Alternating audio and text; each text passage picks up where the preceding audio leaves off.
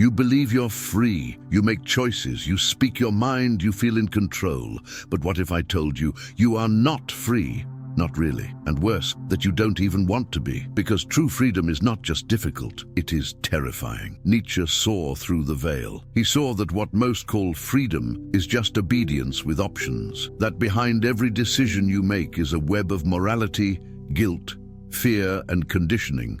So deep, you mistake it for truth. You were not raised to be free, you were raised to be safe. And safety, Nietzsche knew, is often just a prettier word for control. So the question is not, are you free? The question is, who trained you to think you are? And what do they gain from your illusion? You wake up, you choose what to wear, what to eat, what to post. You believe you're making choices, but choice is not freedom. A prisoner may choose between two meals, but if he cannot leave the prison, he is still a slave. This is how most modern freedom works. You can customize your cage. You just can't leave it. Why free will is often a convenient lie. Free will makes us feel powerful, but Nietzsche questioned whether it really exists, or if it's just a story we tell ourselves to feel less helpless. What you desire, what you value, what you fear, none of these arose in isolation. They were shaped by family, school, religion, media, history. You were trained to want certain things and to fear others. And so when you choose, are you really choosing? Or are you simply obeying a voice you've mistaken as your own? The invisible scripts that govern your choices. You think in a language you didn't create. You navigate a morality you didn't invent. You play roles that were handed to you before you could speak. These are the invisible scripts. Nietzsche called them herd morality, the values of the majority, disguised as universal truths. Be kind, be humble, obey the law, be selfless. But who wrote these scripts and why? Often it wasn't the strong but the weak, trying to protect themselves from the dangerous freedom of those who could think for themselves. Nietzsche would ask, who benefits when you follow the rules without asking who wrote them? Morality as a cage disguised as virtue. You think being good makes you free, but Nietzsche warned, most morality is just social control in costume. Morality tells you what to want, how to behave, when to speak, when to feel shame. It rewards obedience and punishes deviation. It tells you, if you suffer, you are righteous. If you rebel, you are dangerous.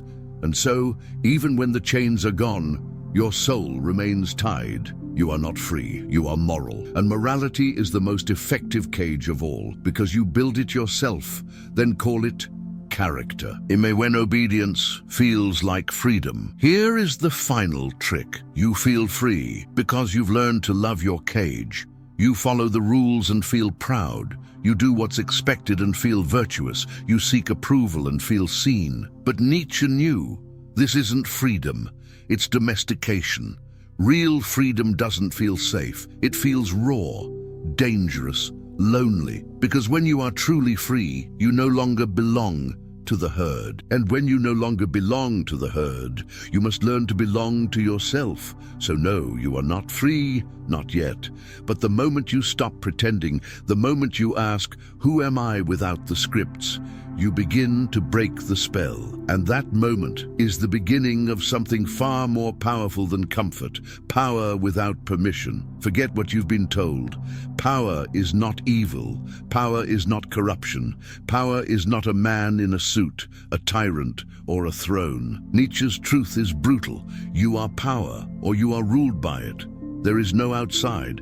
The question is not whether you have power. The question is whether you've owned it or let someone else name it for you. Power is not dominance, it's expression. You've been conditioned to fear power, to associate it with abuse, manipulation, destruction. But Nietzsche redefined it.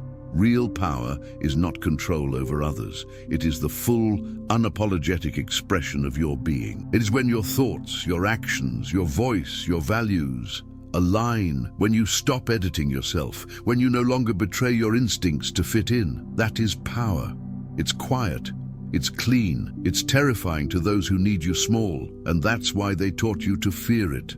The will to power as life's core engine. At the heart of Nietzsche's philosophy is this idea: every living thing, Every desire, every movement is driven by one thing, the will to power, not power over others, but power as the expression of life itself. You grow because something in you wants to expand. You speak because something in you wants to be heard. You love, create, break, rebuild, because life is reaching forward through you. Even your fear is a form of will to power. It's power twisted inward, made small, made obedient. So the question is not, do you have power? The question is, how are you using it or hiding from it? How fear creates fake freedom. Nietzsche saw how most people mistake avoidance for freedom. You avoid conflict and call it peace. You avoid risk and call it wisdom. You avoid truth and call it compassion. But fear-based freedom is not freedom. It is just decorated submission. You say, I choose not to, but often it's not choice, it's conditioning. You avoid power because you've been taught to feel guilty for it. And that guilt keeps you compliant, polite, controllable. Nietzsche would scream, better to offend with your truth than impress with your silence, because fake freedom will never make you whole. Control isn't always external, it's internalized. Here's the darkest truth. No one needs to chain you. If you chain yourself, you've internalized your captors. The voices that say, be humble, don't be too much, stay in your lane, they live in you now. They whisper when you dream. They tighten when you speak. They silence when you rise. And worst of all, you believe them. Nietzsche calls this the morality of the weak, when power is demonized and shrinking is made into a virtue. But inside you is still a will, still a flame, still a force that says more, truth, depth, now. To ignore it is to die slowly. To obey it is to become dangerous.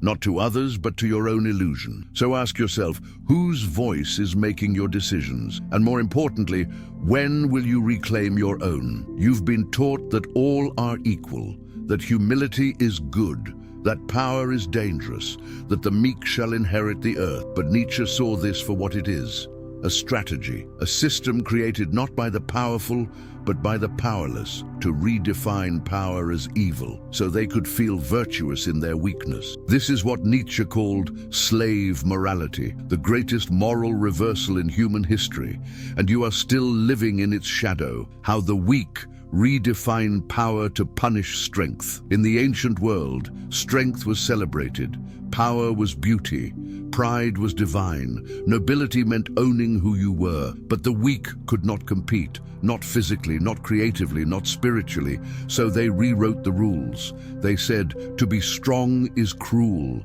to rise is arrogant, to dominate is sin, and in doing so, they made their inability a virtue.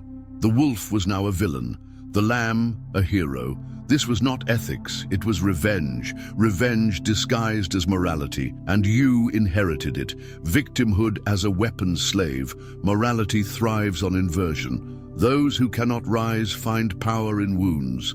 And so suffering becomes sacred. To be a victim becomes a source of identity, even superiority. Nietzsche saw this clearly. When victimhood becomes currency, people cling to their pain, not to heal it, but to use it. You see it everywhere. I'm oppressed, therefore I'm right. I've suffered, therefore I deserve more. You hurt me, so now I own you. This is not healing. This is not truth. It is moral manipulation, and it keeps the individual small because they find power not in growth, but in grievance. Guilt as an invisible leash.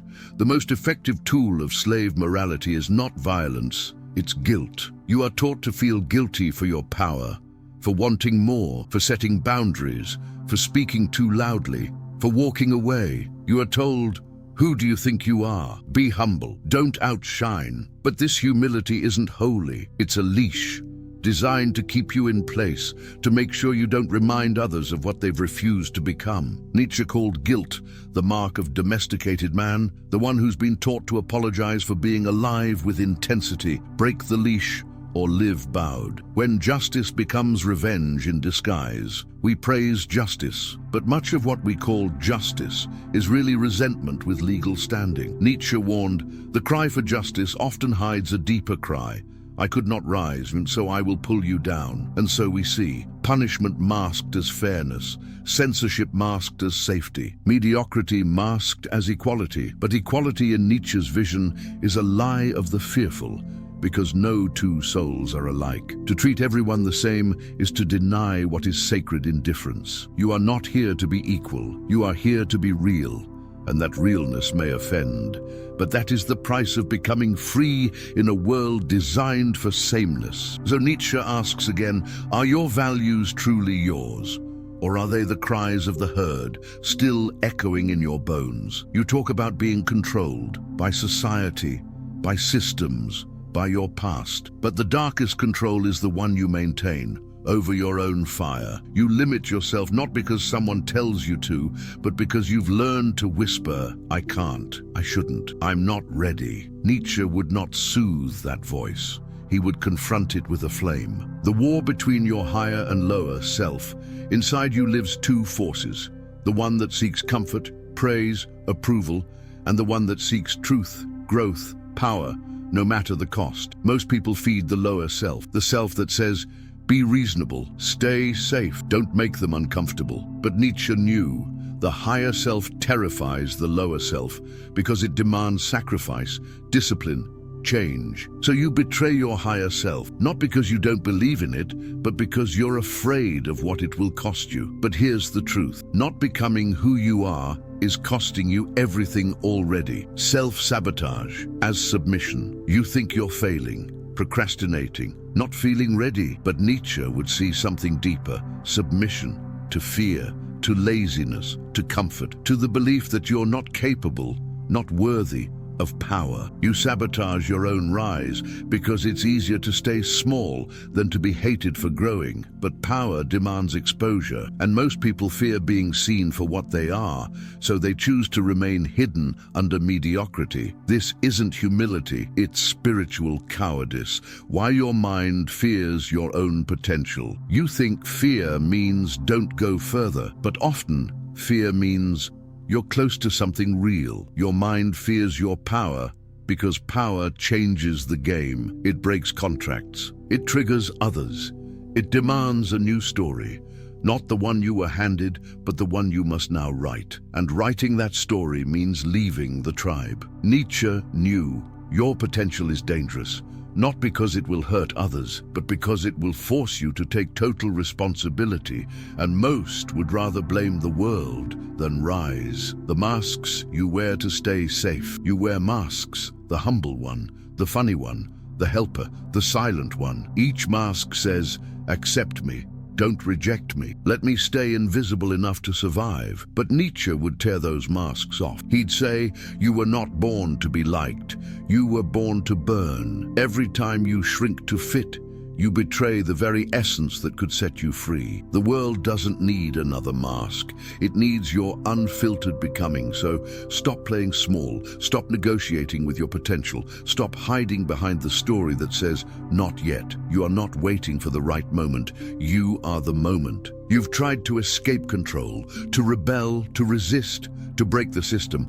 But Nietzsche knew you don't escape the power trap by running from power, you escape by owning it. Because the only thing worse than being ruled is refusing to rule yourself, creating internal laws, not following external ones. Most people obey, not because they must, but because they have no internal structure. They follow external laws, religious, cultural, political, because they've never dared to create their own. Nietzsche's call is dangerous. Become the lawgiver of your own soul. This doesn't mean chaos. It means authorship. Stop living according to what keeps others comfortable. Start living by what keeps your soul on fire. Your principles, your truth, your rhythm. That is real power. Fierce responsibility as the birth of freedom. You think freedom is doing what you want, but Nietzsche saw it differently. Freedom is the capacity to choose your own constraints and live them fully, not freedom from responsibility. freedom through it. To wake up every day and say, I am responsible for my energy, my decisions, my direction, my fate. That is terrifying. But it is the only place where freedom ceases to be a fantasy and becomes flesh. No more blaming the system. No more hiding behind your past. You are now the architect. Build something unbreakable, becoming ungovernable by anything but truth. To be free in Nietzsche's world is not to be reckless, it is to be ungovernable by fear, guilt, flattery, threat. Not stubborn, not rebellious for its own sake, but so rooted in your truth that no one else can script your becoming. This is not arrogance, it's alignment. You are no longer driven by validation. You no longer bargain with your worth. You walk into the world not to be chosen, but to choose. And your very existence becomes a revolution. Own your power or be ruled by someone else's. Call to action. This is Nietzsche's final challenge. Own your power or live forever beneath someone else's. There is no neutrality. You either write your law or you will always live under someone else's definition of good, evil, worthy and free. You've seen the illusion, you've felt the leash. Now burn the script. Call to action. Watch again. Sit with what made you uncomfortable. That's where your chains are. Then share this with someone who still believes they are free, but doesn't yet know who wrote the rules they're obeying. Most people want escape, but Nietzsche, he wanted sovereignty. Do you?